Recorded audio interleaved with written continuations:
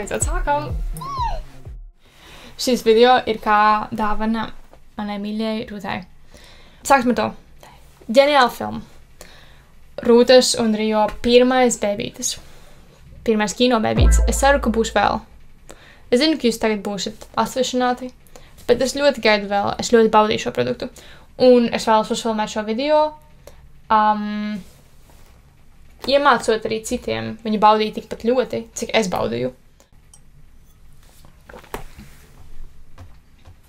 Tā, sākam ar filmu. Pirmais kadrs. Parādas mūsu galvenais varonis Māris savā smalkajā mežparka mājā. Un nepiet 30 sekundes, ka mēs redzam jau viņu paņemam pienu un brokstu pārslas. Zini, kas ar pienu? Bēvīši. Otrais novērojums, viņš nav gana pacietīgs, lai sagaidītu mammas gatavotās vakariņas. Arī nedaudz parāda jau pa viņa raksturiņu. Un tad proteīna pulveris, kā makroelementu imitācija. Šitā nesasniegs visas tās uzturvielu augstienas. Parādas titri. Piena puika. Pat tēzaurs šim vārdu saliekumam iedod tādu nievājošu, ekspresīvo nokrāsu. Mēs neesam viņa pusē. Nē. Mēs esam nostādīti tā, lai nedaudz peltu viņu un viņa rīcības. Nu, vai arī nē. Es īsti nezinu, kāds jūsu morālais kompas.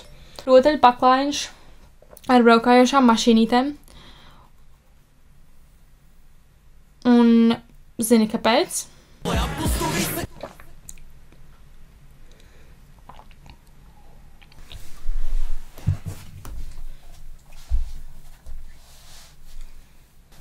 Nākamā ir ļoti slikta aina. Zini, kāpēc? Jo ir ļoti bezatbildīgi braukt un dzert cēsolu. Cēsols nav atbildīgs par šādu bleņošanos. Nākamais kadrs. Tas pats rotaļu paklājiņš. Un tagad pie Hot Wheels mašīnītes ir dūmpika. Mēs esam atpakaļ smalkajā mežparka mājā. Kadrs ir simetrisks, tātad draudīgs. Māri ieskauj vecāku ēnas. Tagad vecāki veiks lēmumus. Bet pievelkam vēl nedaudz tuvāk. Ko mēs redzam? Bļodu ar ķiplokiem un pipariem. Ķiploki parasti simbolizē drosmi un atsvabināšanos un ļauniem gariem, bet te nav nekāda sakara īsti ar Māri, jo tie ķiploki stāv vecāku pusē. Tas nozīmē, ka beidzot vecāki jūt to drosmi pateikt, tu vairs neesi bēbis. Ļaunums tiks izraidīts no mājām. Bet pipari, tā ir deksme un spēja apņemties, vēl pie reizes atrodas Māra pusē. Viņa talants un spējas siekties pēc kaut kā vēl ir tikai rokas stiepienā attālumā, bet pipari ir sažuvuši. Tad atstāti novārtā ego ēnā. Aizkadru faktiņš, bet oriģinālā scenārijā bija domāts, ka Māra tēvs pasaka, lai Māris vācas ārā. Bet ieklausoties vecāku ieteikumos, režisors to palaboja, kā domā pats. Ņemot vērā, cik izlutināts Māris šobrīd ir, tas nebūtu realistiski, ka vecāki viņu izdomāt vienkārši izmest laukā no mājām, tāpēc vienkārši realistiskāk šita, kad viņi piedāvās šo skarbo izvēli viņam pašam veikt. Tagad Māris izvēlējās ļoti savdabīgu sabiedrisko, ar kuru pabraukāties. Tā atstiepās. Tu ko, Andri? Tagad šo ir ļoti svarīgi ievērot. Vai jūs redzat kadrā, ka viņš dabūtu dzīvokli starp cipariem 33 un 35? Un tā 34. 34. Kas jūs arī tā ievērosiet, ir 9. Fibonacci virknes numurs.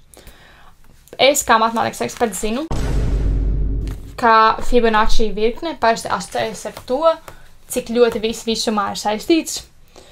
Vārds sakot, ka nav nekādas sagadīšanās.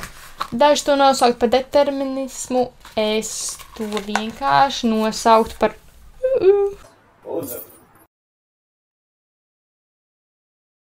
Kas vainas ar vīriešiem mūsdienās? Es teiktu, ka viņi pārāk ilgi ir bijuši sociālās hierarkijas augstienēs un nav paspējuši adaptēties līdzi pasaules ritmiem.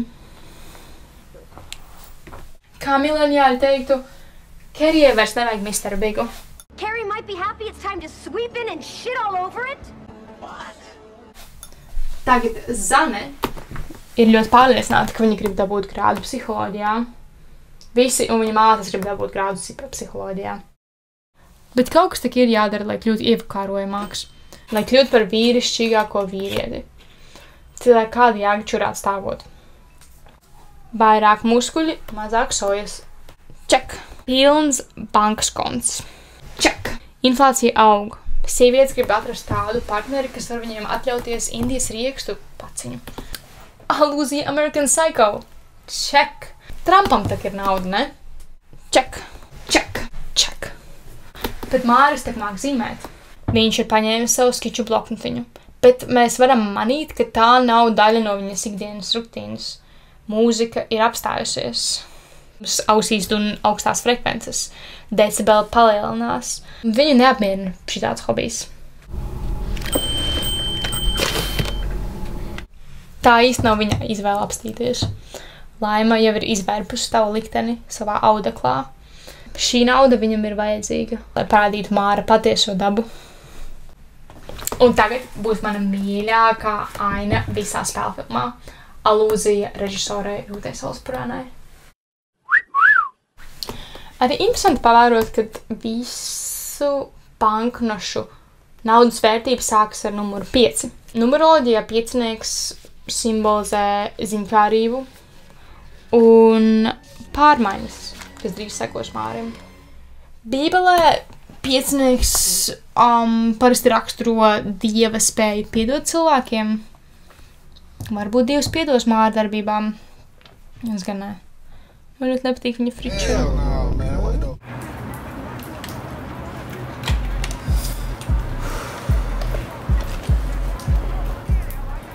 Klau, ko tu neņem? Vēl arī ir vērts pieminēt, ka Andris atsakās no narkotikām, jo viņam nav naudas.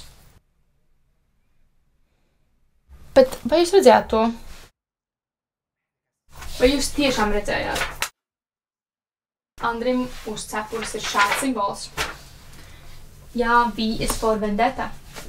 Bet arī te ir romiešu piecinieks. Kaut kur dzirdēts stāstiņš numuru 5. Mēs neticam sakritībām. Jauna aina Māris ir salietojies. Kas jauns? Aina sākas ar to, ka Māris iet pāri gāja pārējai, simbolizējot pārēju citā stāvoklī. Lai gan esmu nodzīvojis Nīderlandē kādu laiciņu, es neatceros, ka Latvijā būtu bijis metro. Tas ir tāpēc, ka metro simbolizē to, ka viņš pāriet kaut kādā zemapziņas slānī. Vai tu uztvēri? Zemapziņa, zem zemes, zini, kas iet zem zemes, metro. Te piekopjot Roblox estētiku, viņš tiek dekonstruēts uz mazpoligonu formu. Viņš ir viens pats savā kastē. Un diezko saprotamā garā viņš mums uzmet neķītrodeļu kustību. Man nedaudz sāk patikt šis Māris, jo arī man uznāk momenti, kad gribās uzmest smirdīgo kāju.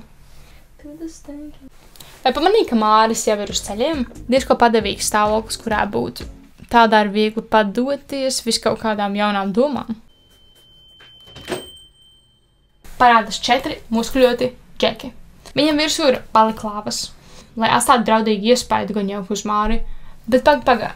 Viņam arī virsū ir bezpiedurkņu krakli. Diezko atkalnāta rumpja daļa. Un man nešķiet, ka tas bija karsto laikapstākļu dēļ. Tas simbolizē atrašanās vietas paredzamību. Viņi tur jau ir bijuši un jūtas gana ērti, lai neierastos ādas jakās un ložu aizsargvestēs. Bet nē, viens ir džemperī. Dzīve, tu esi? Vai tu atceries to tetovējumu? Interesanti ir tas, ka viņš vienīgais nejūtas gana ērti, lai ierastos bezpiedurkņu kraklā. Varbūt viņu mocīja sirdsapziņas pārmetumi. Varbūt viņš nejūtās tik ērti šādā situācijā. Vai varbūt viņš palaida garām roku dienu džimā. Nekas īsti nav sagadīšanās. 5.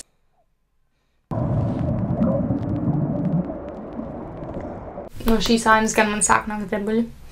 Māra mazpoligons vēro viņa darbības. Kamēr viņš tur sēž bezspēcīgs sniegā. Viņš vēro, vēro pārmaiņas, varbūt beidzot ietīsies savā patiesajā formā. Jā. Māra galva uzpeld virs ūdens. Viņš ir beidzis tēlot zivi, viņš ir gatavs sākt dzīvot. Un tumsa no taviem vārdiem tuvina nāvi. Tālāk mēs redzam, kā Māris iet caur 3 mentālajām stadijām. Pirmajā viņš ir uz pamestas salas. Tālumā atbalsojas Morza signālā SOS saucieni, simbolizējot nesasniedzamus nākotnes mērķus. Viņam vajag palīdzību. Tad viņš iekrīt piena šķidrumā. Beidzot Māris ir samierinājies ar savu nenozīmīgumu un ir gatavs. Nākamajā mentālajā stadijā mēs redzam Māri baltā telpā, kas ir pilna ar durvīm. Baigā Montija Hola problēma. Šādā dzīves situācijā cilvēkam ir jāveic izvēle. Mana mamma mēdz teikt, ka jebkurai problēmai ir risinājums. Un es to nedomāju tādā reliģiozā Dievs aizver durviņus, viņš atver lodziņu. Nē. Tā kā jebkurai problēmai ir risinājums. Tas varbūt nebūs tas ideālākais risinājums tās problēmas, bet tas ir risinājums, lai tiktu laukā no tās problēmas. Un viņai bija taisnība. Trešajā stadijā Māris atkal ir tajā metro. Bet tagad metro ir sācis gļukot, jo viņš paziņojuma vietā rāda, ka vienīgais ceļš ir cauri, kas taisnība, lai tiktu labākā vietā, tev ir jāiziet cauri šmucītēm. Zini kā, Officeā, tajā seriālā Office, tur viens varonis teica, ka kaut mēs zinātu, kad mēs ejam caur labajiem laikiem, tad, kad mēs tiešām esam tajos labajos laikos. Un man liekas, ka te ir līdzīgi, kad lai novērtot tas, kas tev ir jāiziet caur tādām šmucēm. Un Māris izgāja caur lielai šmucē šobrīd. Es nezinu, vai jūs ievērojat, bet virs tā metro paziņojuma ir zalkša zīme.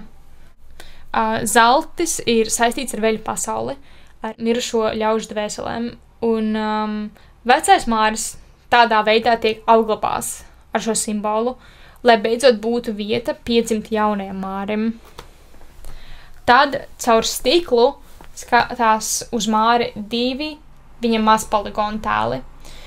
2 parasti simbolizē balansu, un šādā situācijā Māris beidzot ir atradis šo balansu.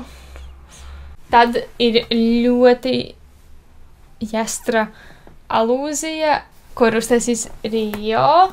Tas, kad Māris pat savā zemapziņā ir sapratis, kad Andris ir lohs. Tad vagonā ieplūst piens, kas simbolizē to, ka Māris ir beidzot atvadījies no vecā un ir gatavs jaunam sākumam. Un tad pašos pēdējos kadros Māris saļimst pie Mākslas akadēmijas trepēm, kas atstāja skatītāju tādā nesaprašanā, vai viņš beidzot veids to izvēli iestāties Mākslas akadēmijā un sekot savām ambīcijām, vai vienkārši nomīza. Un, lai gan nobeigums ir diezko divdomīgs, pieredzējis rīznieks tiešām pamanījis, ka tajā otrajā Māra mentālās atklāsmes posmā tās durvis, kurām viņš pieskaras, ir Mākslas akadēmijas durvis. Tas tā kā mudina skatītāju veikt secinājums, ka viņš tomēr izvēlējās sekot savām ambīcijām un realizēt savus sapņus. Principā secinājums ir tāds, ka šī ir ļoti daudzpusīga filma par diezko realistisku situāciju, jo šī filma ir balstīta uz reāliem notikumiem, par varoni Māri, kas ir nonācis tādās dzīves krustcelēs, kur viņam ir jāveic izvēle. Un es ieteiktu skatītājam ne reizi vien noskatīties Piena puiku, jo vairāk cilvēks patērē šo saturu, jo vairāk tu spēj uztvert to, kas tur notiek vairākos slāņos. Un es vēlos pateikt lielu paldies Rūtai un Rio, protams, par fantastisko filmu, kas man mudināja aizdomāties un parādīt visiem saviem draugiem, savai ģimenei, savam vīram, pilnīgi visiem. Mēs ļoti novērtējam jūsu darbu Un es ļoti ceru, ka es nākotnē varēšu analizēt vēl dažas jūsu filmiņas.